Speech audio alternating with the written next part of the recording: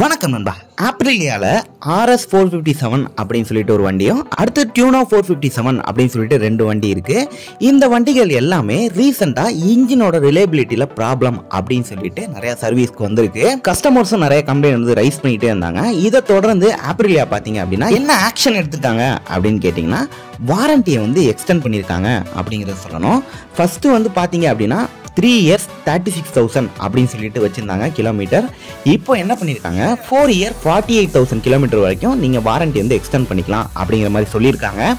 இந்த இன்ஜினில் என்ன ரிலையபிலிட்டி ப்ராப்ளம் அப்படின்னு கேட்டிங்கன்னா, ஒன்று இன்ஜினில் வந்து பார்த்தீங்க அப்படின்னா ஹெட் இருக்கும் இல்லையா, அந்த ஹெட்டில் ஏதோ ப்ராப்ளம் அப்படிங்கிற மாதிரி சொல்கிறாங்க.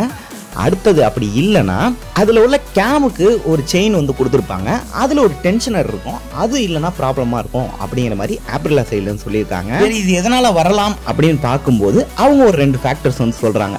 நம்ம ஆஃப்டர் மார்க்கெட்டில் போய் ஏதாவது ஆல்ட்ரேஷன் பண்ணோம், அதாவது இன்ஜினில் ஏதாவது கொண்டு வரோம் அப்படிங்கும்போது நடக்கிறதுக்கு வாய்ப்புகள் இருக்குது அப்படின்னு சொல்லியிருக்காங்க. அப்படி இல்லை அப்படின்னா கரெக்டான டைமிங்கில் நம்ம சர்வீஸ் பண்ணாததுனாலையும் கூட இருக்கலாம் அப்படிங்கிற மாதிரி அவங்க சொல்லியிருக்காங்க. ஆனாலும் இன்ஜினில் வந்து ப்ராப்ளம் அப்படிங்கிறத அவங்க புரிஞ்சுக்கிட்டாங்க. இதுக்கு முன்னாடி அதாவது நீங்கள் ஃபஸ்ட்டு ஓனராக இருந்தால் மட்டும்தான் இந்த சர்வீஸை வந்து யூஸ் பண்ணிக்க முடியும்.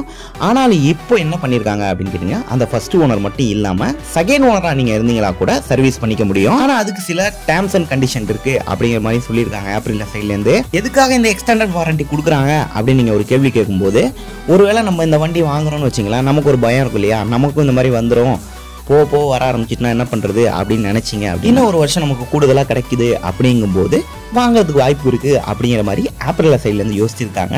அதனால தான் இந்த வாரண்டி வந்து எக்ஸ்டெண்ட் பண்ணியிருக்காங்க அப்படிங்கிறத சொல்லணும். இந்த சர்வீஸ் வந்து பார்த்தீங்க அப்படின்னா இன்னும் அஃபிஷியலாக கன்ஃபர்மேஷன் ஆகலை. இப்போதைக்கு பார்த்தீங்க அப்படின்னா அவங்களோட டீலர்ஷிப் இருக்கு இல்லையா, அங்கேருந்து வந்த சர்க்குலர் அப்படிங்கிறத சொல்லணும். நீங்கள் என்ன நினைக்கிறீங்க இந்த இன்ஜின் ரிலையபிலிட்டி ப்ராப்ளத்தை பற்றி அப்படின்னு சொல்லிட்டு கமெண்ட் பாக்ஸ் கமெண்ட் பண்ணுங்கள். இந்த வீடியோ பிடிச்சா மறக்காமல் லைக் பண்ணுங்கள். இது மாதிரி அடுத்த வீடியோவில் பார்க்கலாம். See you later.